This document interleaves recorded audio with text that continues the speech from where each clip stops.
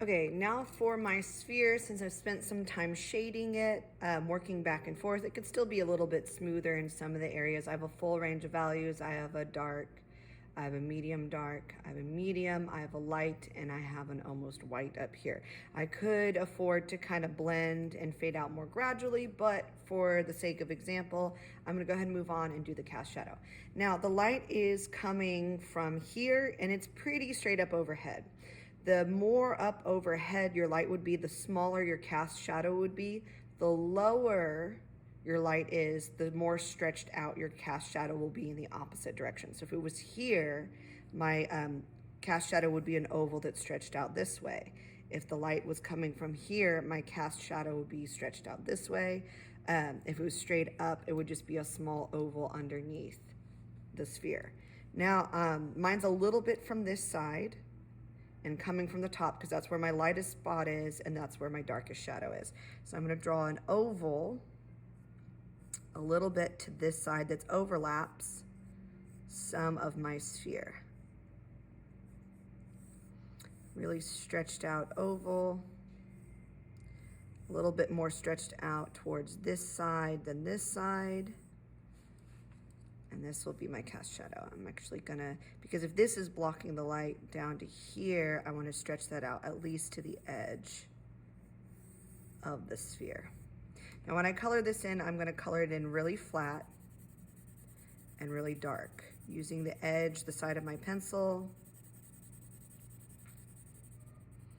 I'm gonna fill that in, going over it multiple times, moving my pencil very quickly, overlapping where I just shaded before, so you can't tell where one part starts, one part ends.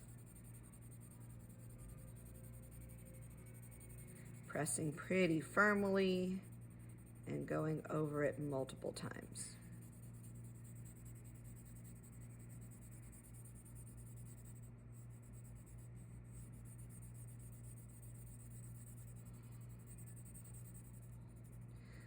Get right up under there with a shadow.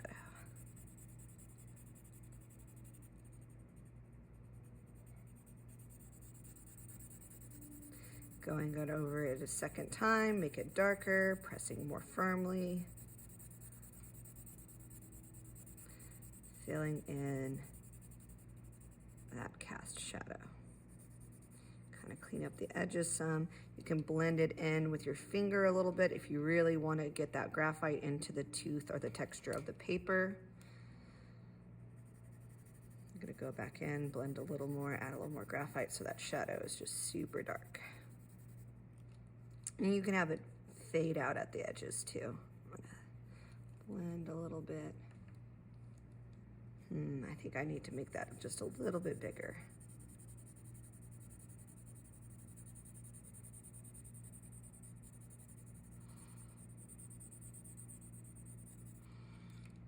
Okay, there we go.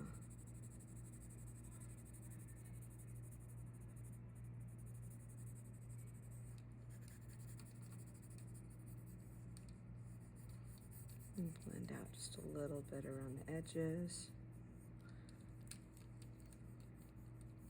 Got a good cast shadow underneath. Okay, so now I'm gonna start shading in the cone, and so if the light's coming from this way, I need the darkest part of the cone to be here. The core of the shadow is probably gonna be about here, and the cast shadow will be going this way as well. So you want a consistent light source. If the light is hitting here on the sphere, it's also gonna hit there on the cone.